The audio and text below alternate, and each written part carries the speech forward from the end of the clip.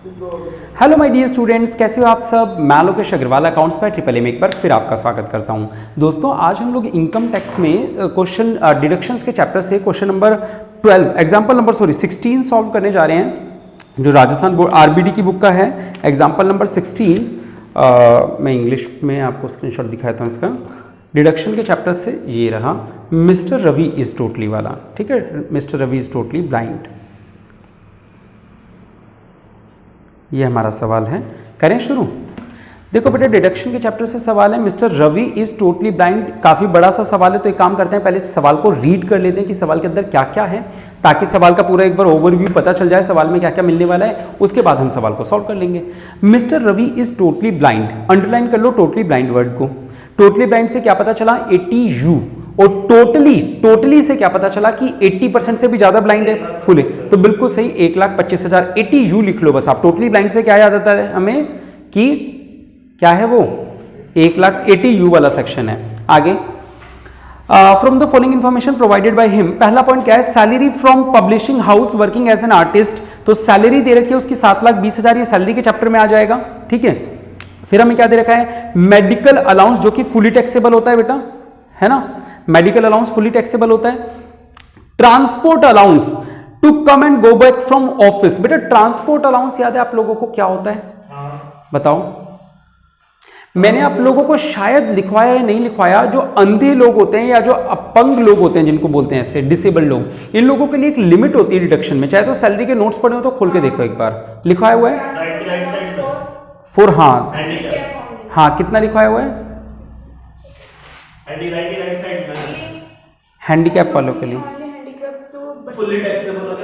एक सेकेंड, हाँ कितने की, 3200 रुपए पर मंथ की हैंडीकैप को मिलती है। ठीक है, चाहे वो ब्लाइंड हो चाहे वो डिसेबल्ड हो।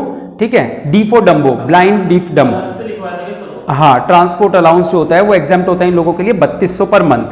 तो आप बुक में ही चाहे तो आगे लिख लो, इसी पॉइंट के आगे 3200 लिख लो आप। ठीक है, 3200 रुपए लिख लो बुक में चाहे तो। एक सेकेंड,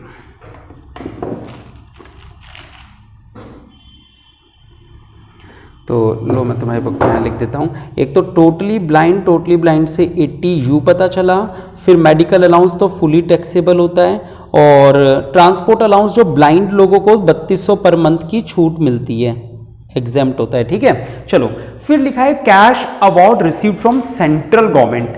बेटा, सेंट्रल गवर्नमेंट से जो अवार्ड मिला, ये पहली बात तो आएगा कौन से हेड में, ये इनकम फ्रॉम अदर सोर्सेज में आएगा। ठीक है, और अदर सोर्सेज में भी एग्जाम्प्ट होगा, ई लिख लो। क्यों? क्योंकि सर सेंट्रल गवर्नमेंट ही अगर आपको अवार्ड दे रही है और फिर टैक्स भी कौन ले, सेंट्रल गवर्नमेंट ही ले, ये तो कोई बात नहीं हुई। तो ये वाला जो इनकम होती है एग्जाम्प्ट होती है, सरकार जो आपको अवार्ड देती है, सेंट्रल गवर्नमेंट। फिर इंटरेस्ट ऑन फिक्स डिपॉजिट और इंटरेस्ट ऑन सेविंग डिपॉजिट, ये दोनों अदर सोर्सेज के टॉपिक हैं। ठीक है, लेकिन याद रखना, ये जो फिक्स डिपॉजिट होता है, ये इस पे छूट नहीं मिलती, इस पे मिलती है टीटीबी में, अगर मैं बुढ़ा हूं तो मिलती है, अगर बुढ़ा होता है तो मिलती है फिक्स्ड वाले में। सेविंग वाले में सबको मिलती है 80 TTA। तो सेविंग वाले के आगे डॉट लगा दो या 80 TTA लिख दो, सेविंग को अंडरलाइन करके TTA लिख दो। ठीक है, कितनी, हाँ सेविंग वाले में। फिक्स्ड वाला तो तभी मिलती छूट अगर मैं बुढ़ा होता। ये दोनों इनकम तो अदर सोर्सेज में आएंगी, बाद में इसकी डिडक्शन मिलेगी या नहीं मिलेगी, इसकी डिडक्शन मिलेगी सेविंग वाले की 80 TTA में मिलेगी। ठीक है, नेक्स्ट कौन सा है, डिविडेंड फ्रॉम इंडियन कंपनी। बेटा याद है आप लोगों को, एग्जाम्प्ट होता है 10 लाख तक, उस दिन इसी की चर्चा हुई थी अपने बीच में, एग्जाम्प्ट होता है 10 लाख तक। और डिविडेंड फ्रॉम फॉरेन कंपनी, बेटा फॉरेन कंपनी वाला एग्जाम्प्ट नहीं होता, वो फुली टैक्सेबल होता है। ठीक है, फॉरेन कंपनी वाला फुली टैक्सेबल होता है। Remuneration from university of Rajasthan as an examiner, ये बताओ कौन से चैप्टर में आएगा? बिल्कुल गलत। एग्जामिनर के तौर पे मैं अगर यूनिवर्सिटी के पेपर चेक करने गया हूं तो ये हमारे इनकम फ्रॉम अदर सोर्सेज में आता है, ये मैंने आप लोगों को बहुत पहले बताई थी। बिल्कुल सही बोल रहे हो। कलेक्शन चार्जेस ऑफ रेम्यूनरेशन, ये माइनस हो जाएंगे ऊपर वाली इनकम में से। ठीक है, कलेक्शन चार्जेस ऑफ रेम्यूनरेशन, यानी यूनिवर्सिटी से कलेक्ट करने के जो चार्जेस कटे। Contribution towards RPF recognised provident fund. बेटा आरपीएफ या पीपीएफ, इन सब की छूट कौन से सेक्शन में मिलती है? 80C में। याद आ रहा है, पीपीएफ आरपीएफ इन सब की छूट किस में मिलती है? 80C में मिलती है। फिर लिखा है payment of life insurance, life insurance की छूट भी कहां मिलती है? 80C में मिलती है। Payment of premium on health of himself, his wife and son, इन सब की छूट किसमें मिलती है? 80D में। और contribution to PM national relief fund, कल वाले सवाल में भी आया था 80G के फर्स्ट वाले में, ठीक है, G1 लिख देता हूं, ठीक है, 100% अलाउड होती है। फिर आगे लिखा हुआ है he purchased an electric car of 15 lakh during the previous year and took, बेटा इलेक्ट्रिक कार लिए उसने 15 लाख की, तो इसके लिए एक सेक्शन है 80EEB, शायद अपन ने 1-2 दिन पहले भी कोई सवाल पढ़ा था जिसमें ये इलेक्ट्रिक वाला आया था, याद है आप लोगों को? 1-2 दिन पहले कोई पीछे का सवाल किया था, इसके आगे लिख दो 80EEB, इलेक्ट्रिक कार के आगे 80EEB, ठीक है, इलेक्ट्रिक इंजन के लिए बोरो किया, ऐसे याद रख लो आप लोग। ये पहले भी आया था 1-2 दिन पहले किसी सवाल में। तो 1 लाख रुपए की छूट मिल जाएगी इसमें आपको। Took a loan of 12 lakh from State Bank of India on 1 June 19 को लिया एट 10% इंटरेस्ट रेट, किस चीज के लिए लिया? He paid 1 lakh as interest on loan and 80,000 as salary of driver during the previous year. पहली बात तो 12 लाख का लोन लिया, उस 12 लाख पे इंटरेस्ट पे कितना किया? 1 लाख का, लेकिन ये लोन लिया किस चीज के लिए था? ऐसे ही पता नहीं लगा, तो फिर ये तो किसी काम का नहीं हुआ। बताने लगा था। अच्छा, वो जो 15 लाख की कार खरीदी थी ना बेटा, उसी के बारे में चल रहा है पूरा। कह रहे कार खरीदी थी 15 लाख की, जिसके लिए बैंक से लोन कितना लिया था? 12 लाख का, और बैंक को जो लोन लिया उस पर ब्याज दिया कितना था? 1 लाख का। तो यानी छूट कितने रुपए की मिलेगी 80EEB में? 1 लाख रुपए की छूट मिलेगी। आ रहा है समझ में? इलेक्ट्रिक व्हीकल खरीदते हो अगर आप, तो जो लोन लेते हो उस लोन पे जो इंटरेस्ट पे करते हो, उस इंटरेस्ट की छूट मिलेगी कौन से सेक्शन में? 80EEB में। इस पूरे पैराग्राफ बिल्कुल लिखा ही नहीं अपन ने, कल नहीं, शायद उससे भी पहले किसी सवाल में हुआ था, कल वाले में नहीं आया था। इलेक्ट्रिक व्हीकल वालों के लिए लोन आया था पिछले। अच्छा, तो इलेक्ट्रिक व्हीकल पे जो छूट मिलती है, इलेक्ट्रिक व्हीकल के लोन पे जो इंटरेस्ट गया वो 80EEB में आता है, ठीक है। उसके अलावा इंटरेस्ट ये हो गया 80,000 वाला। एक सेकेंड, 1 लाख रुपए चुकाए, 80,000 की सैलरी भी दी ड्राइवर को, ये कोई एक्सपेंस नहीं हुआ बेटा। 80,000 की जो सैलरी है ये यूजलेस है। 80,000 क्या है? यूजलेस, ठीक है बेटा। हो गया सवाल पूरा पढ़ लिया हम लोगों ने। करें अब इसे बोर्ड पे सॉल्व, ठीक है। चलो देखो बेटा, सबसे पहले नाम क्या था बंदे का? रवि। चलो बस ये लिख देता हूं, असेसमेंट ईयर 19-20, है ना।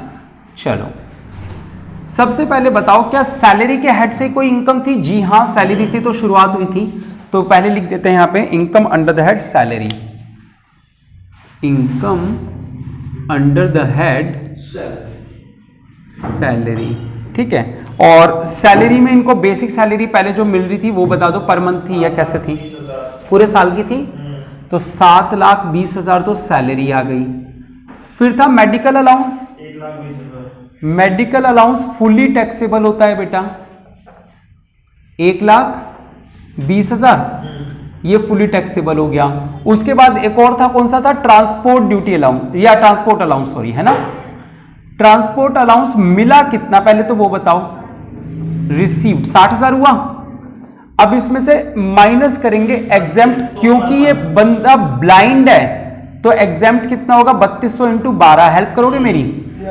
00 12 दूनी 24, हाथ से लगी 2 बार 36 और 2 38,400। तो कितना टैक्सेबल हो जाएगा? 31,600 नहीं, 21,600, ठीक है। चलो नेक्स्ट पॉइंट पे चलो बेटा।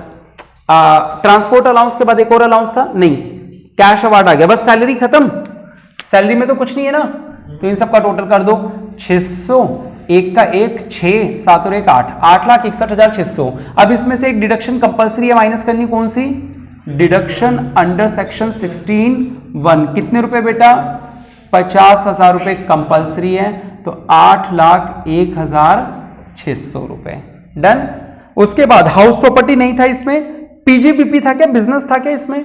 बिजनेस नहीं था कहीं पे भी, शायद नहीं था ना। तो फिर सीधा क्या आ जाएगा? कैपिटल गेन, कैपिटल गेन भी नहीं था। फिर कौन सा आएगा? अदर सोर्सेज, सीधा अदर सोर्सेज आ रहा है अब, क्योंकि बीच के किसी भी हेड की इनकम नहीं थी। Income under the head other sources, clear है। चलो बेटा, अदर सोर्सेज में सबसे पहले आपको क्या एग्जामिनर वाला तो बाद में था, पहले क्या था? कैश अवार्ड था सेंट्रल गवर्नमेंट से, जो कि एग्जेम्प्ट होता है। Cash award from central government, तो ये हमारा एग्जेम्प्ट होता है।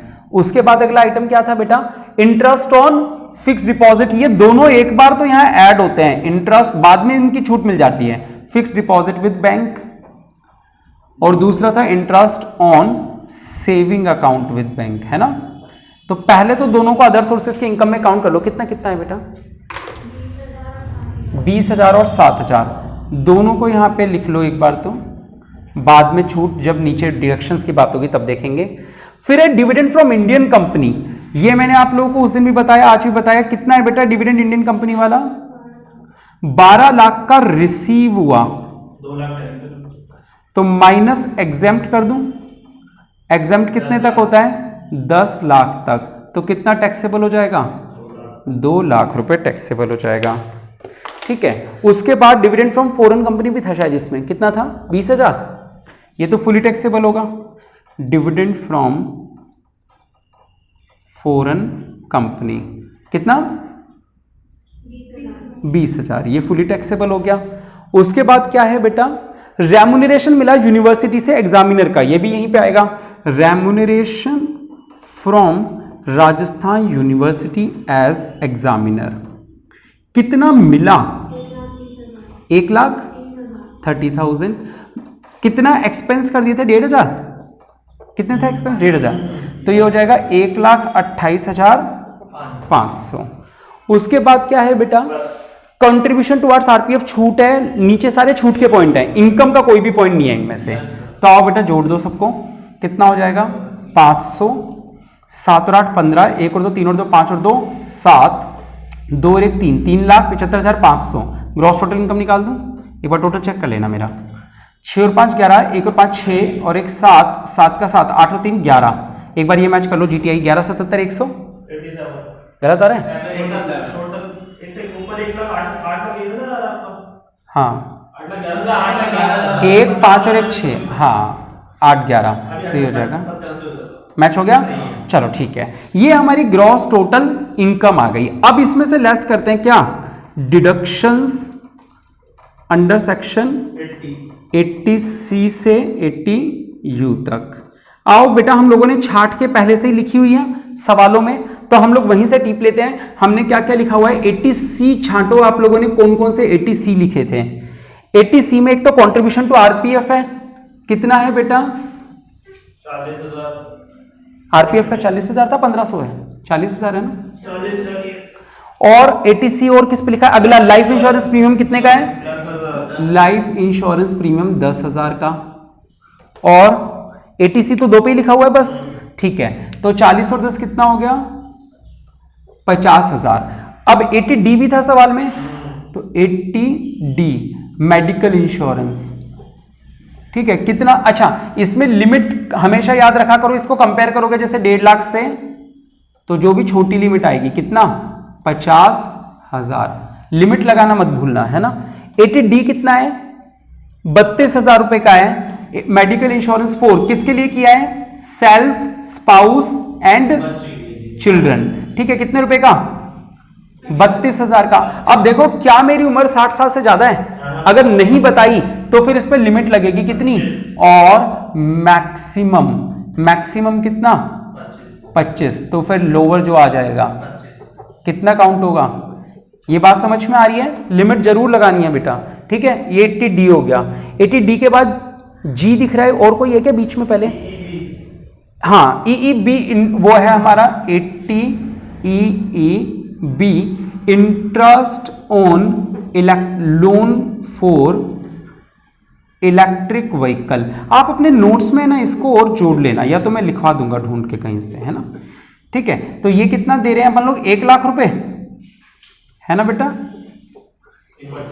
ठीक है, 1 लाख रुपए ये हो गया। और कौन सा था, 80 TTA भी था, 80 TTA, TTB क्यों नहीं मिला, क्योंकि मैं 60 साल से ऊपर नहीं हूं, तो केवल सेविंग अकाउंट वाला मिलेगा, इंटरेस्ट ऑन सेविंग अकाउंट। कितना दिख रहा था बेटा, ये 7,000। बेटा इस 7,000 को किससे कंपेयर करेंगे, मैक्सिमम लिमिट क्या है बताओ, 80 TTA की 10,000, तो फिर लोअर कितना आ जाएगा, 7,000। और लास्ट 80G, 80G के अंदर हमारा कौन सा था, PM national relief fund easy वाला था, 80G का 100% for PM national relief fund. कितने रुपए दिए थे? हाँ 1000, तो 15,000 रुपए ये हो गए, ये एज इट इज आ जाएंगे, इसको कंपेयर करने की जरूरत नहीं है क्योंकि डायरेक्ट होता है। डन? आ रही है समझ में? नहीं आ रहा? हाँ ये तो रह गया। जो सवाल की सबसे पहली लाइन थी, जो सबसे ऊपर ही लिखी थी, क्या? 80U ब्लाइंड हिमसेल्फ, ठीक है, क्योंकि अब वो 80% है, फुली ब्लाइंड है, तो 1,25,000 मैक्सिमम या फुल एक ही अमाउंट है, इसमें तो कोई वो है ही नहीं, ठीक है। 75 या 1,25, 40 से 80 है तो 75। बस ये सारे यहां से वर्किंग नोट से उठा उठा के ले आओ। ये काम करें, चलो लिख ले आओ। 80C कितना है? 50,000। 80D कितना है? 25,000। 80EEB कितना है? 1,00,000। और 80TTA कितना है? 7,000। और 80G कोई छूटा तो नहीं ना बेटा? 80G का है 15,000। और वो कोई बात नहीं, 80U 1,25,000, ठीक है, इसको मत भूल जाना। आ जाओ, 5 और 7 12, 5 17, 5 22, हाथ से लगी 2, 2 और 5 7 और 2 9 और 1 10 और 2 12, हाथ से लगी 1 और 2 3, 3,22,000 की छूट है। और ये चेक कर लो कि क्या सवाल में कोई लॉन्ग टर्म कैपिटल गेन, कोई कैजुअल इनकम तो नहीं थी, क्योंकि अगर वो होगी तो फिर उस पर भी लिमिट लगा के रखनी पड़ेगी कि भाई उसमें से छूट अलाउड नहीं है। सर सैलरी और अदर सोर्सेज थी, अदर सोर्सेज में कोई भी कैजुअल इनकम नहीं है, लॉटरी वोटरी, तो इसका मतलब पूरी छूट अलाउड हो जाएगी, ठीक है। तो फिर क्या आंसर आ जाएगा? जो आंसर आएगा उसको बोलेंगे टैक्सेबल इनकम। हेल्प करो। 100, 2 और 5 7, 2 और 6 8, 3 और 8 11, मैच कर लो। मैच हो रहा है? तो ये आप लोगों का एग्जाम्पल नंबर 16 हो गया। हाँ देखो 80G वाली क्लास तो अटेंड करी थी, ठीक है। 80G में 4 सेक्शंस होते हैं। पहला 100% फुली अलाउड 50%, फिर 100 AGTI का, 50% AGTI का, यही होता है। PM national relief fund, national वाला टॉपिक कौन से में है? ABCD किस में है? हाँ नेशनल जितने भी वर्ड होते हैं ए में है। और ए में क्या होता है? जितना भी आपने डोनेशन दिया है पूरे के पूरे की छूट मिल जाती है, यानी पूरी 100% छूट मिल जाएगी पीएम नेशनल रिलीफ फंड के लिए, ठीक है। 80G सेक्शन को याद कर लेना थोड़ा सा। चलो तो ये रहा, आप लोग स्क्रीनशॉट ले सकते हो, आप कॉपी कर सकते हो। चलो बेटा अगले सवाल पे चलते हैं। अगला सवाल है हमारा, बहुत छोटा सा सवाल है, लास्ट सवाल इस चैप्टर का। देखो बेटा सवाल की हेडिंग क्या है, एक बार पढ़ के बताना क्या लिखा है, किसका सवाल है, एक बार देख लो आप लोग सवाल किसका है। लोकेश अरे लोकेश गुप्ता है बेटा, गुप्ता, ये गुप्ता है ठीक है, दिख गया सभी को। चलो ये तो गुप्ता है बेटा, सीनियर सिटीजन। कोई गुप्ता के बारे में बात चल रही है, एक सेकेंड। हेलो गुप्ता, आ जाओ। देखो बेटा लोकेश गुप्ता ब्रैकेट में लिखा है सीनियर सिटीजन, तो आप अंडरलाइन कर देंगे सीनियर सिटीजन वर्ड को। सीनियर सिटीजन से, हाँ सीनियर सिटीजन से हमारा फर्क कहां पे आएगा? अगर कहीं 80D का टॉपिक आया तो वहां पे 50,000 की लिमिट हो जाएगी। बाकी सीनियर सिटीजन का कोई भी हमारे, हाँ एक और TTB में भी काम आता है, TTB का ऑप्शन इसके लिए अवेलेबल हो जाएगा, ठीक है। तो सीनियर सिटीजन से ये बात याद रख लेना। अब सवाल छोटा सा है, 22 पॉइंट है, तो जरा तेजी से करते हैं। फ्रॉम द वेरियस इनकम, बेटा इसके पास बिजनेस है, several businesses, engaged in several business, बहुत सारे बिजनेस हैं बेटा इस बंदे के, क्यों करवा रहे हैं। From the various income and expenditure 2019-20 का, मेरे पास नई बुक है ना, हाँ, calculate is total income from the assessment year 2021, ठीक है। अब 22 पॉइंट है, तेजी से एक बार डिस्कस करते हैं और मार्क करते चलते हैं बुक में, ठीक है।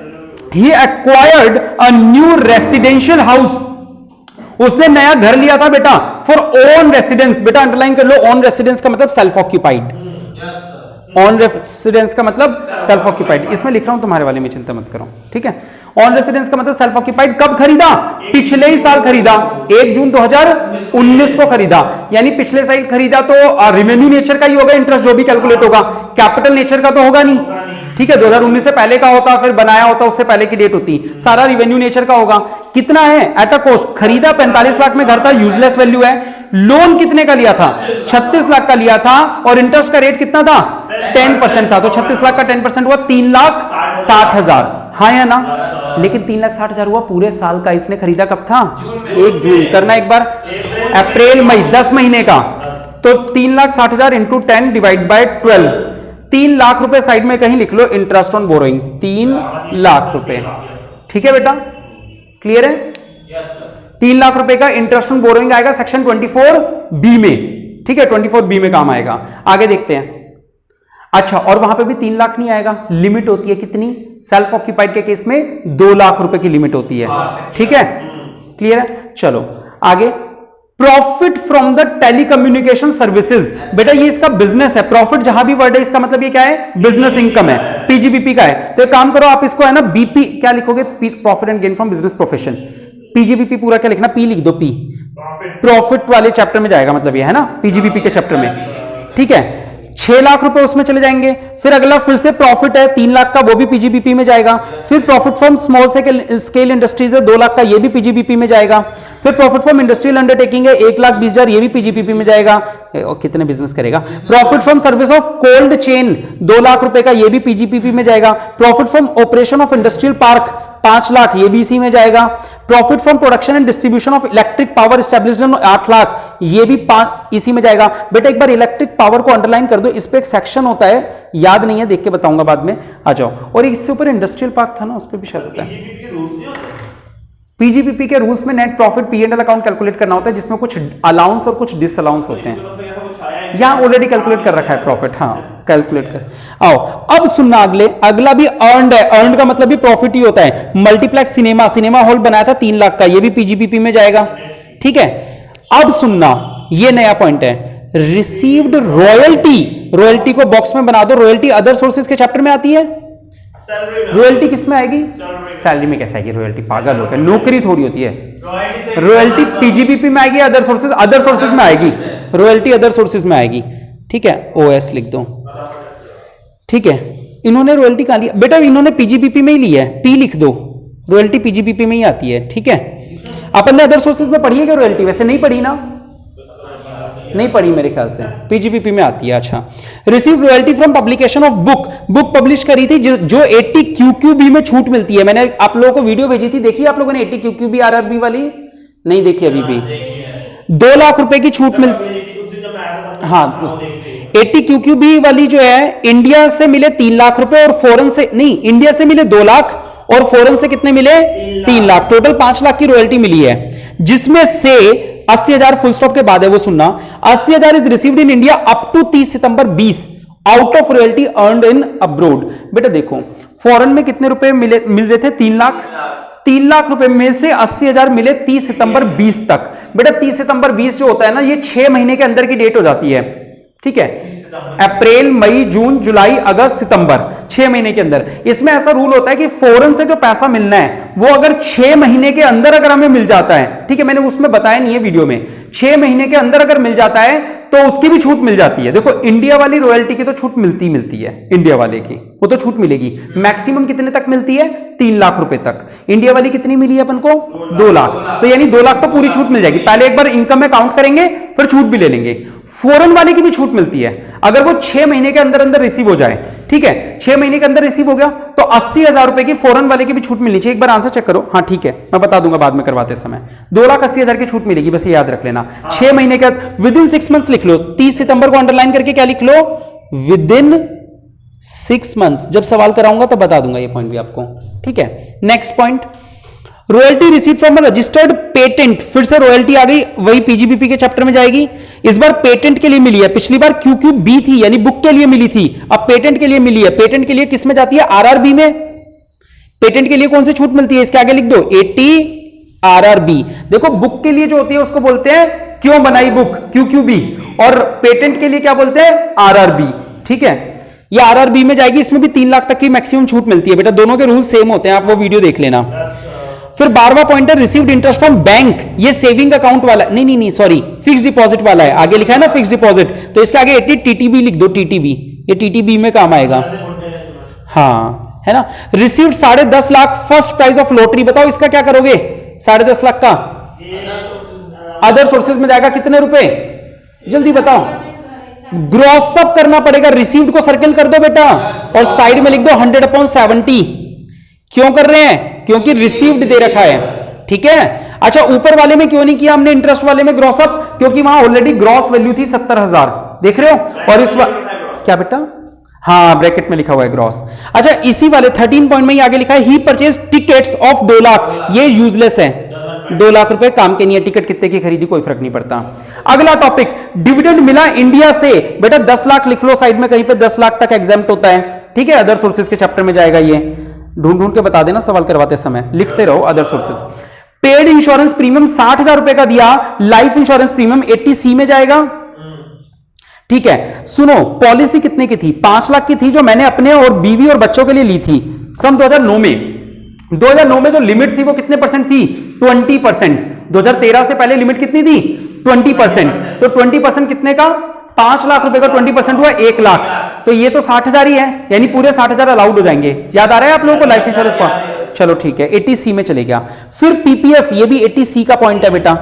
ही डिपॉजिटेड 80,000 इन नेशनल पेंशन स्कीम, ये अपन ने अभी तक पढ़ा नहीं दोबारा से, ये 80CCC CCD 1 वाला जो कोई टॉपिक होता है, हाँ अरे पढ़ा था नेशनल पेंशन स्कीम, तो इसमें कोई कंफ्यूजन थी ना जो क्लैरिफाई करनी थी कुछ ऐसे, स्टार्टिंग में आया था। हाँ बिल्कुल, इसको क्लैरिफाई करना था एक बार। नेशनल पेंशन स्कीम अंडरलाइन कर दो अच्छे से इसको एक बार, ठीक है, मैं इसको यार भूल जाता हूं हमेशा। Next 18th, he is a new investor, ये एक नया इन्वेस्टर है, 60,000 रुपए थ्रू न्यू डीमैट अकाउंट में उसने डाले, अप्रूव्ड सिक्योर, अरे वो आ गया RGESS वाला, Rajiv Gandhi equity saving scheme, ठीक है। ये वो नया आया था ना जो मैंने कहा था मैंने पहले नहीं पढ़ा हुआ, 80GG, नहीं GG तो रेंट का होता है, एक नहीं आया था RGESS लिखा हुआ था, मैंने कहा था ये नया है राजीव गांधी।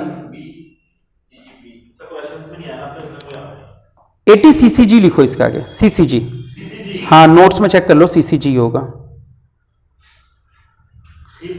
सबसे पहली क्लास का जो नोट्स था डोनेशन उस दिन चेक करो ना, CCG में लिखा होगा मैंने RGESS, Rajiv Gandhi equity saving scheme करके कुछ था, हाँ यही था ना RGESS, चेक करो।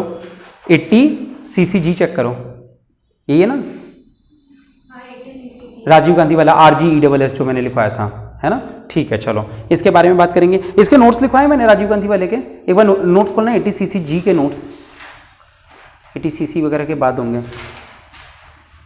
लो मेरे को दे दो, यही है सारे। अच्छा देखो एक बार GGC, हाँ बोलो क्या लिखवाए हुए हैं दिखाओ। राजीव गांधी कौन सा है बेटा? हाँ ये वाला, new investor taxable income 10 lakh से कम हो, तो बेटा इस पे याद रखना 10 लाख से कम हो तो 50% की डिडक्शन मिलती है, और 25,000 दोनों में से जो भी कम हो, ठीक है। तो ये याद रख लेना, 10 लाख से कम की इनकम, ठीक है। चलो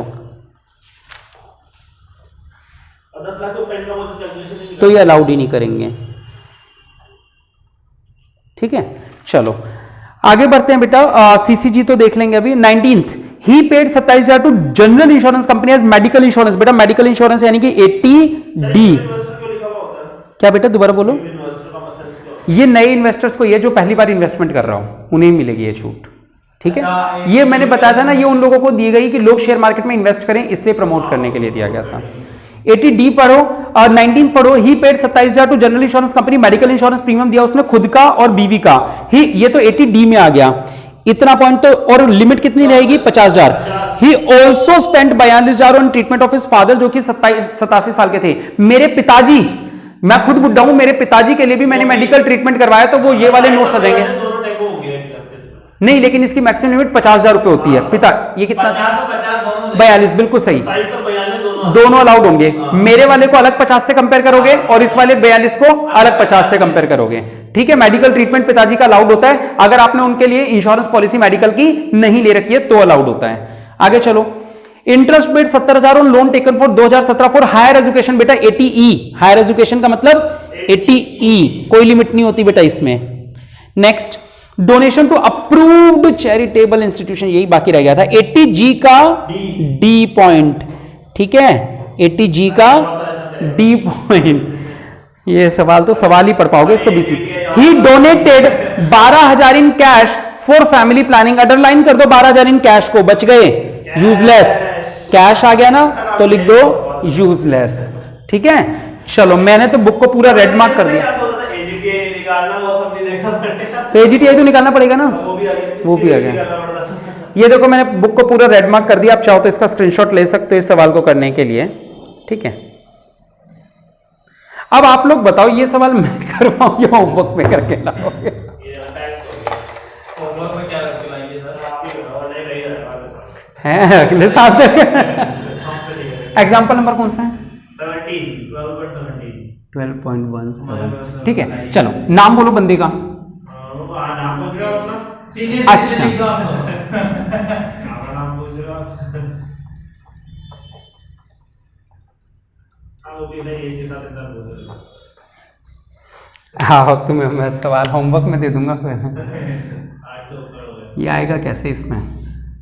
चलो सबसे पहले सैलरी थी या नहीं थी ये बताओ सवाल में। सैलरी नहीं थी, हाउस प्रॉपर्टी था, है ना। Income under the head house property, और वो भी सेल्फ ऑक्यूपाइड था क्योंकि ऑन रेसिडेंस लिखा था, है ना। तो सेल्फ ऑक्यूपाइड में एनएवी जो होती है वो हमेशा कितनी मानी जाती है? 0। और इसमें से लेस करते हैं स्टैट्यूटरी डिडक्शन तो 30% होती है जो कि 0 ही रहेगी। तो दूसरी रहेगी इंटरेस्ट ऑन बोरोइंग। यहां पे मैं लिख देता हूं आप लोगों के लिए, कितने का लोन था? 3 लाख का लोन। 36 लाख का 10% कितने महीनों के लिए? 10/12। तो ये कितना निकला? 3 लाख। लेकिन जो मैक्सिमम अलाउड है वो कितना है? 2 लाख। तो यहां कितना माइनस होगा? 2 लाख माइनस होगा, और ये नेगेटिव की इनकम आ गई 2 लाख रुपए। ठीक है, इस हेड में नेगेटिव की इनकम है, ये पॉजिटिव नहीं है, ये याद रखना। ठीक है, फिर कैपिटल इसके बाद आता है पीजीबीपी। पीजीबीपी तो पढ़ा है, income under the head PGBP, ये तो भरा पड़ा है। मुझे बिजनेस के नाम बताते रहो एक एक करके और वैल्यू बताते रहो। जैसे सेकंड पॉइंट से चालू हो रहा है, वहां लिखा है टेलीकम्युनिकेशन सर्विसेज कितना? 6 लाख। तो आप मुझे ऐसे बोलोगे कि सर टेलीकम्युनिकेशन सर्विसेज है 6 लाख, है ना। फिर है industrial undertaking setup. Industrial undertaking 3 lakh. Sorry 1998 है सर, वो सब छोड़ दो, आप तो 3 लाख। 3 लाख इनकम सारी आएंगी। Small scale industries undertaking, small scale industrial undertaking ये है 2 लाख। 2 लाख की। फिर है दोबारा से industrial undertaking backward area. Industrial undertaking इन बैकवर्ड एरिया 1 लाख 20,000 ना। Service of cold chain. Cold chain 2 lakh. Cold chain जानते हो आप लोग? नहीं। स्टोरेज जो होते हैं ना, ये जो गेहूं रखने के भंडारण संस्थान जो होते हैं, कोल्ड चेन बोलते हैं इनको। गोडाउन्स जो होते हैं इनको कोल्ड चेन्स बोलते हैं। आगे industrial park establishment. Industrial park, हाँ 5 lakh. 5 lakh. Production and distribution of electric power. हाँ, इलेक्ट्रिक पावर वाले के लिए है ना, इसके लिए ना छूट मिलती है किसी सेक्शन में, लेकिन मैंने जैसे आपसे कहा कि डिडक्शन का चैप्टर बहुत बड़ा हो सकता है, सीएवीए वाले भी लोग याद नहीं रखते हैं। जिसका जो केस होता है उसका केस देख के पढ़ लेते हैं कि भाई ये आप इंडस्ट्रियल पावर वाले में हो तो आप लोगों के लिए ये डिडक्शन मिलती है। तो इसमें कोई डिडक्शन आएगी बाद में देख लेंगे इलेक्ट्रिक पावर वाले में। ठीक है, बताओ। 5 लाख नहीं, 1 सेकंड, 8 लाख। और मल्टीप्लेक्स सिनेमा। सिनेमा हॉल, हाँ 3 लाख। बस पीजीबीपी खत्म। श्योर ना? श्योर थी। 9 2 11 1 12 2 14 5 क्या? रॉयल्टी भी तो थी 2। अच्छा, इसी में आएगी। पीजीपीपी लिखवा दो था। रॉयल्टी एक तो बुक से थी और एक रॉयल्टी किससे थी? वो था ना पेटेंट से। कितनी कितनी थी? इसमें 2 लाख प्लस 3 लाख थी, तो ये तो 5 लाख, ये पूरी 5 लाख। ठीक है, बस श्योर थी। 9 2 11 1 12 2 14 5 19 8 27 3 30 और 10 40 लाख 20 हजार। बिल्कुल सही बेटा, 40 लाख 20 हजार। मैच कर लो। ठीक है, अब कैपिटल गेन सवाल में नहीं था, अदर सोर्सेस था मेरे ख्याल से, था ना, सेविंग बैंक वगैरह थे ना। हाँ, तो इनकम तो एक बार पढ़ लेने से क्या होता है? रॉयल्टी तो आ गया ना। सेविंग और वो वाले थे नहीं, सेविंग का नहीं था, उसका था आईसीआईसी बैंक वाला। लॉटरी भी था, हाँ लॉटरी भी था। एक बार लाइन से बताओ, लाइन से बताओ एक बार। इंटरेस्ट ऑन एफडी था वो, है ना। Interest on fix deposit with bank. हाँ बोलो। देखो यहां तो 70 ही लिखेंगे, जब छूट लेंगे उस समय बात करेंगे छूट की। तो इनकम और बोलो। लॉटरी विनिंग निकालनी होगी तो कितने? 10 लाख। 10.5 लाख। 10 लाख 50 हजार मिले थे, तो क्या करना पड़ेगा? 100, हेल्प करो मेरी, 7 एकम 7 बचा 3, 15 लाख रुपए। नेक्स्ट बोलो डिविडेंड, पहले हाँ ये अलग अलग लिखना, डिविडेंड फ्रॉम इंडियन कंपनी पहले। ये रिसीव कितना हुआ 13,50,000 और माइनस कितना हो जाएगा एग्जेम्प्ट 10 लाख, 3,50,000 बिल्कुल सही। फॉरेन का भी था, फॉरेन नहीं था इसमें, और बस अब आएंगे अपने फॉरेन पिछले सवाल में था क्या? अच्छा ठीक है, अब अपने को आएंगी श्योर, चलो ठीक है। 15 और 3 18 और एक 19 20 है ना, एक बार मैच कर लो, जीटीआई निकाल रहा हूं, ग्रॉस टोटल इनकम मैच कर लेना एक बार। 38 और 9 47, हाथ से लगी 4 और 1 5 57, हाँ मैच कर लो एक बार। चलो कम से कम यहां तक तो हो गया सवाल। अब क्या बचा डिडक्शन, वो तो होमवर्क में कर लोगे। आ जाओ deductions under section 80C to 80U। ठीक है, ये चैप्टर कब से चल रहा है अपना? 80C चीज छाट के बताओ केवल मुझे, केवल सी वाली। लाइफ इंश्योरेंस प्रीमियम कितना था, रुक रुक के, हाँ तो इसमें ना पहले ऐसे लिखने की आदत डालो। पे कितना किया, 60,000, मैक्सिमम कितना अलाउड है, 20% ऑफ पॉलिसी, पॉलिसी कितने की थी, 5 लाख की, 5 लाख का 20% यानी कि 1 लाख, पूरे 60,000, तो अलाउड कितना हो जाएगा 60,000 अलाउड हो गया। ठीक है, अच्छा, और लाइफ इंश्योरेंस प्रीमियम हो गया। उसके बाद पीपीएफ तो डायरेक्ट लिख देंगे, पीपीएफ कितना, 70,000, ये तो डायरेक्ट आएगा 80C में। और नेशनल पेंशन स्कीम वो हाँ एक ये अलग आएगा, सी में नहीं आएगा वैसे, बस सी तो खत्म। चलो सी तो कितनी हो गई 1,30,000। इसको मैक्सिमम कंपेयर करना है 1.5 लाख से, लेकिन अभी वो भी है नेशनल पेंशन स्कीम वाला, उसका सेक्शन कौन सा है, 80 CCD 1 है या कौन सा है, एक सेकंड, नोट्स में चेक करो, CCD 1 ही है ना। तो कितने रुपए के है 1 में इन्वेस्टमेंट, 80,000 की, तो 1,30 ये और 80 ये, तो टोटल 2,10,000 होता है। लेकिन रिस्ट्रिक्टेड अंडर सेक्शन 80CCE कितने रुपए, 1.5 लाख रुपए। 80CCE क्या कहता है कि 1.5 लाख से ज्यादा आप इन 3 सेक्शन में मिला के 80C की, CCD 1 की और एक CCC की, इन 3 सेक्शंस की मिला के 1.5 लाख से ऊपर नहीं ले सकते। सीसी में ये कहा है कि 3 सेक्शंस की लिमिट मिला के 1.5 लाख से ऊपर नहीं हो सकती। ठीक है, अब इसके अलावा ये जो CCD 1 है ना, इसकी एक एक्स्ट्रा डिडक्शन मिलती है 80 CCD 1B में, हाँ फॉर नेशनल पेंशन स्कीम, ये over and above this limit मिलती है, यानी ये अलग से 50,000 रुपए की सरकार ने स्पेशल छूट अलाउ करी थी, ये अलग है। उसी जगह इन्वेस्ट करने की सरकार 2 जगह आपको छूट दे रही है, एक तो आपको 80 CCD 1 में कवर कर ही दिया, और एक स्पेशल आप लोगों के लिए सेक्शन बनाया कि अगर आप इसमें पैसा कवर करते हो तो आपको 50,000 की छूट और मिल जाएगी। ठीक है, ये 1B में लिखा हुआ है, ये याद कर लेना, 2-3 सवालों में आ रहा है तो याद ही कर लेना कि ऐसा करना है, या मेरे को समय मिला तो मैं देख के बता दूंगा क्लियरली इसको। फिर कौन सा था बेटा, एक बार ये मैच कर लो आप लोग, कितना आया ये 1.5 लाख तो ये आ गया और 50,000 ये आ गया, 80C हो गया। अब कौन सा है, 80D था सवाल में, D था, हाँ CCG था एक तो, 80 CCG Rajiv Gandhi equity saving scheme, इसमें लिखा हुआ था कि अगर आपको कितना 50% डिडक्शन मिलती है, पहले तो वो बता दो इन्वेस्टेड अमाउंट, इन्वेस्टेड है 60,000, आपको डिडक्शन कितनी अलाउड होती है 50%, यानी कि 30,000 और मैक्सिमम 25,000, दोनों में से जो भी लोअर हो। आ रही है बात समझ में, लेकिन but allowed only if gross total income is less than rupees 10 lakh, hence not allowed, hence not allowed obviously। अभी चेक करेंगे, हाँ तो ये 10 लाख से ऊपर है, तो इस बंदे को छूट मिलेगी या नहीं मिलेगी, नहीं नहीं मिलेगी। क्लियर है? तो मैंने लिखवा, हाँ मैंने इसलिए लिखवाया कि बाई चांस अगर सवाल में किसी में आ जाए जहां 10 लाख से कम हो तो आपको प्रोसेस तो पता हो।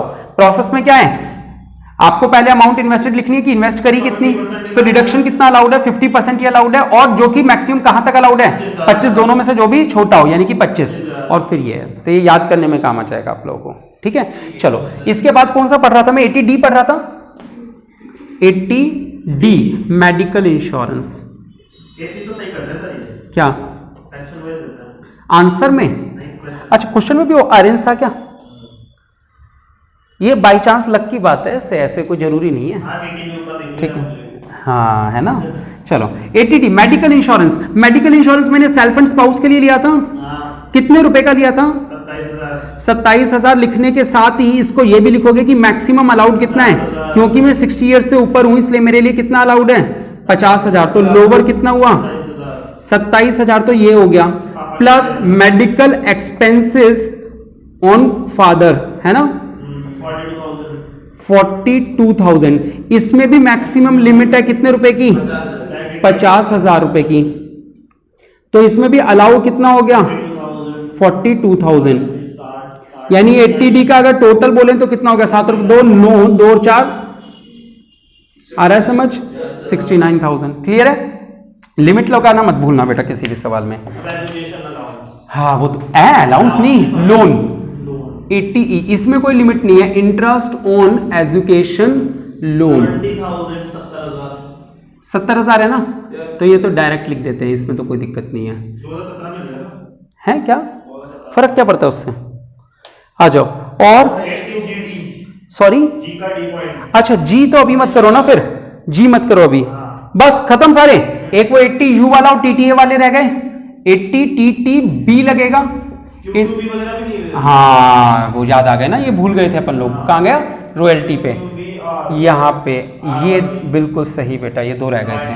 पहले तो इंटरेस्ट ऑन फिक्स डिपॉजिट कितना था बेटा, वो मिला कितना था 70,000, बट मैक्सिमम कितना अलाउड है, मैक्सिमम कितना अलाउड है 50,000, तो लोअर कितना हो जाएगा 50,000। ये TTB हो गया।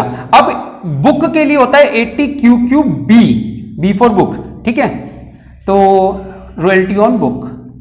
अब इसमें क्या होता है ये बता देता हूं, आप लोग सुनेंगे एक बार ध्यान से। फ्रॉम इंडिया वाली कितनी मिली थी 2 लाख, ठीक है, 2 लाख को फ्रॉम इंडिया है, और जो फ्रॉम एब्रोड है फॉरेन है ना, उसमें अगर फ्रॉम अब्रोड मिला कितने थे 3 lakh, but received with in 6 months from 31 मार्च 20 है ना, तो वो अलाउड होता है। यहां पे कितने रुपए मिले थे इंडिया में 80,000, तो 80,000 ये अलाउड हो जाएंगे 3 लाख की बजाय, ठीक है। 80,000 मिले थे ना केवल, तो वही अलाउड होंगे। टोटल कितना हुआ, लेकिन इसकी लिमिट कितनी है, मैक्सिमम लिमिट है 3 लाख रुपए की, तो अलाउड कितना हो जाएगा 2,80,000। आ रहा है समझ, ये आपको लिमिट सबकी याद रखनी है। फिर आ गया कौन सा बेटा 80 RRB, हे राम अभी जी बाकी है, रॉयल्टी ऑन पेटेंट है ना बेटा, ये तो इंडिया से ही थी, कुछ था ही नहीं इसमें, तो 5 लाख रुपए, बट मैक्सिमम कितना अलाउड है इसमें भी 3 लाख, तो अलाउड कितना करेंगे 3 लाख करेंगे। गला सूख गया सवाल करवा, देख लो। हाँ मैं बताऊं, एक तो ये इलेक्ट्रिक पावर वाला, इस पे कोई रूल है, और एक ये जो इंडस्ट्रियल अंडरटेकिंग है ना, इनमें भी कोई रूल है, आई के नाम से रूल्स आएंगे ये सारे। फिलहाल हम एक काम करते हैं, इस रूल को ड्रॉप कर देते हैं। याद करना चाहो तो सवाल देख के भी आंसर देख लेते हैं, उसमें से रट्टा मार लेना कि क्या करना है, वरना इन रूल्स को ड्रॉप कर देना, क्योंकि हमारे जो लेवल है बीकॉम का उसके अंदर ये चीजें नहीं आती हैं। हाँ 80IA में भी बहुत सारे सेक्शंस हैं ऐसे बिजनेसेस को लेके, और अलग अलग कानून है, मतलब 80IU IB इस तरीके से काफी सारे। बुक में तो पता नहीं है या नहीं है, बाकी हाँ होंगे ही, अगर सवाल ने पूछा है तो बुक में होंगे ही। मैंने लेकिन पढ़ाया एक भी नहीं आप लोगों को आई वाला। ये याद रख भी नहीं सकते ना, ये कोई याद नहीं रखता। ये बताओ ना, ये किसके काम आता है? इलेक्ट्रिक पावर, यानी जिस बंदे का, यानी जो जेवीवीएनएल की अकाउंटिंग कर रहा है, केवल उसी के काम आना है, उसके अलावा किसके काम आना है ना? तो ये कोई याद भी नहीं रखता एक तरीके से, समझ गए? तो डिडक्शंस लिखाओ चलो मेरे को। 80C अभी करेंगे नहीं वो इलेक्ट्रिक पावर क्यों? 50,000 आएगी ना? नहीं, कितनी आ गई? 80G वाला रहेगा ना, अब वो करेंगे। 80G के लिए पहले ये सब करनी पड़ेगी ना। 80C कितना है बेटा? 1.5 लाख है ना, 1,50,000। फिर 80CCD 1B, 80CCD 1B 50,000 box में डाले हुए हैं मैंने आंसर, है ना?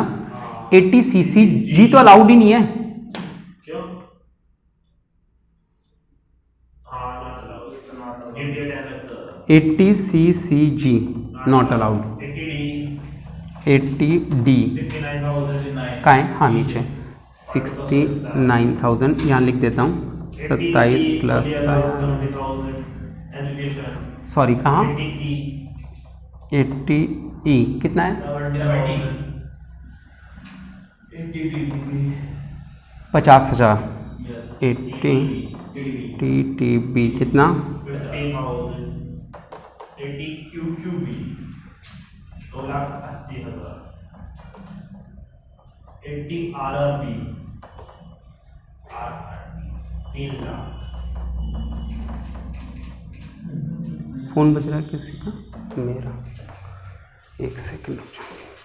हेलो चलो, अब हमारे ये सब हो गए, बच गया 80G और वो एक दो फालतू वाले सेक्शंस, ठीक है? 80G वाला पॉइंट पढ़ते हैं एक बार। डोनेशन किसको दिया था? डी वाले पॉइंट में 2 लाख रुपए है, ठीक है? अब एक छोटा सा दिमाग लगवाता हूं मैं 80G का, चलो करवाता हूं यहां पे 80G। हाँ, 10% ऑफ AGTI, तो पहले AGTI निकाल लें। AGTI क्या होगी? डायरेक्ट लिख रहा हूं GTI। GTI कितनी है? 57,40,000 है ना, minus long term capital gain नहीं है, शॉर्ट टर्म कैपिटल गेन नहीं है, ठीक है? हाँ, तो आप डिडक्शंस बता दो मुझे ये वाली सारी, ठीक है? ये वाली सारी। और इनफैक्ट अभी आंसर गलत आने वाला है क्योंकि मैंने इनकी डिडक्शन नहीं लिखी है, इलेक्ट्रिक पावर वगैरह की। बट एक बार को बता दो, मान लो मुझे पेपर में नहीं याद आ रही है ये वाली भी, तो मैं अभी लास्ट में एक ट्रिक बताने वाला हूं आपको, वो सुनना। मेरे को इन सब का टोटल बता दो कितना है। ये 9,000, फिर 5 5 10 6 16 7 23 5 28 8 36, हां से लगी 3 कहां तक आ गया? मैं यहां पे आ गया। 3 और 1 4 और 2 6 और 3 9। मेरा तो ये आ रहा है 9,69,000। एक बार आप लोग टोटल कर लो। 9 8 और 5 13 और 7 20 और 6 26 और 5 31 और 5 36, हां से लगी 3 और 1 4 और 2 6 और 3 9। सही है। इसका आंसर बताओ कितना हो रहा है डिफरेंस? 9 और 1 10, 1 और 6 7 और 7 14, 1 और 9 10 और 7 17, 1 और 4 5, 47,71,000। हाँ या ना? ठीक है। अब हम लिखते हैं डोनेशन पेड कितना है। डोनेशन पेड बताना बेटा। 2 लाख था और 10% ऑफ AGTI, यही लिखते हैं। कंपेयर करते हैं तो ये कितना है? 2 लाख को कंपेयर करूंगा किससे? 4,77,100 से। तो विच एवर इज लोअर, कितना? 2 लाख। फिर 2 लाख का अलाउड कितना होगा? 50% होगा, यानी कि कितने रुपए? आंसर मैच करो, 80G में 1 लाख ही आ रहा होगा।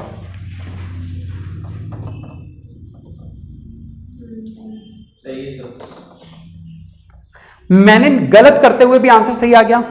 ये एक तुक्का फिट हुआ है क्या कि जब इस बंदे की इनकम इतनी बड़ी हो 50-60 लाख में, और डोनेशन 2 लाख का 50% कितना होता है?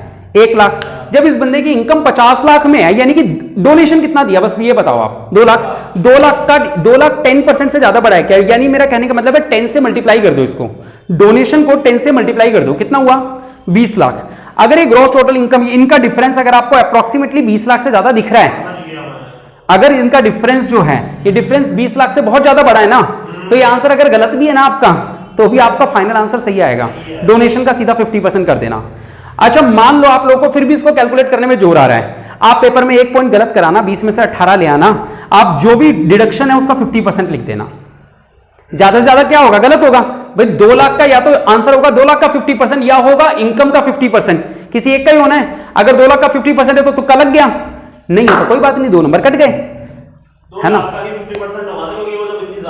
हाँ, मान लो अगर यहाँ इंडस्ट्रियल अंडरटेकिंग वगैरह की वजह से कम भी हो जाती है, 170 100 भी हो जाता, तो 177 100 का 50% करना पड़ता, तो ज्यादा से ज्यादा क्या होता, आपका ये गलत हो जाता,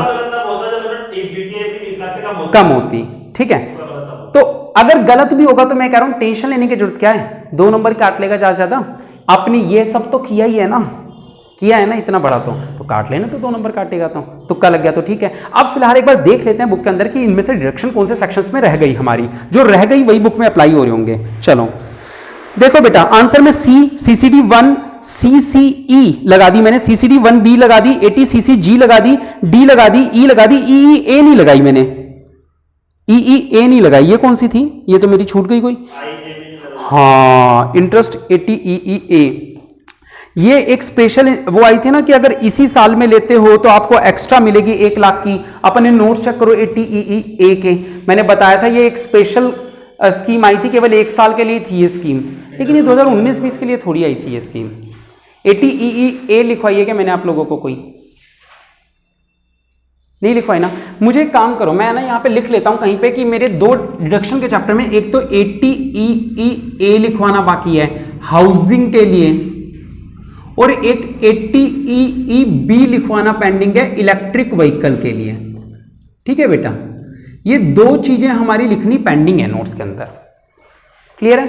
80 EEA और 80 EEB, बी तो इसमें आई थी शायद सवाल में, नहीं इसमें नहीं आई थी, पिछले वाले सवाल में आई थी ना इलेक्ट्रिक व्हीकल वाली, ये अपने नोट्स में नहीं लिखे हुए 2। चलो इन दोनों के नोट्स में आप लोगों को कभी लिखवा दूंगा, ठीक है, या व्हाट्सएप पे। क्या बेटा, हाँ वो अभी देख रहे थे, आगे चलते हैं। चलो 80 EEA हो गया, G हो गया, G वाला तो मैच हो गया अपना, IA आ गया, ये लो बेटा बस एक ही सेक्शन है 80 IA। कितने रुपए छूट मिली है इसमें, 13 लाख। अब 13 लाख 80 IA इनमें से कई चीजों पे लग रही होगी, नोट्स देखो एक बार, ये रहा 5वां पॉइंट है। 80 IA मिल रही है आपको इंडस्ट्रियल पार्क पे और पावर पे, 5 लाख और 8 लाख। 80 IA एक तो इस पे याद रख लो 80 IA, और एक पावर पावर पावर, ये रहा 80 IA 5, हाँ 5 लाख और 8 लाख, ये 80 IA और लिख लो यहाँ पे 80 IA कितने रुपए, 13 लाख। और एक हमारा रह गया 80 EEA हाउसिंग वाले पे, एक्स्ट्रा मिलती है इसमें, कितने रुपए की मिली, मैक्सिमम, हाँ यहां तो है ही है, इसके लिए मैक्सिमम एक अलग से लिमिट बनाई गई है, 1 लाख की यहां पे भी ले सकते हो आप, बिल्कुल ठीक है। तो ये 2 चीजें अपनी, 3 चीजें इसमें रह गई। इतना बड़ा सवाल था तब, ठीक है, पेपर में तो इतना बड़ा आना नहीं है वैसे भी। डन, क्लियर है। तो चलो यहां पे हुआ हमारा फाइनली डिडक्शन का चैप्टर ओवर। अगर आपको अभी भी है कोई डाउट तो प्लीज कमेंट करके जरूर बताइएगा। बहुत बहुत शुक्रिया, जय हिंद, जय भारत।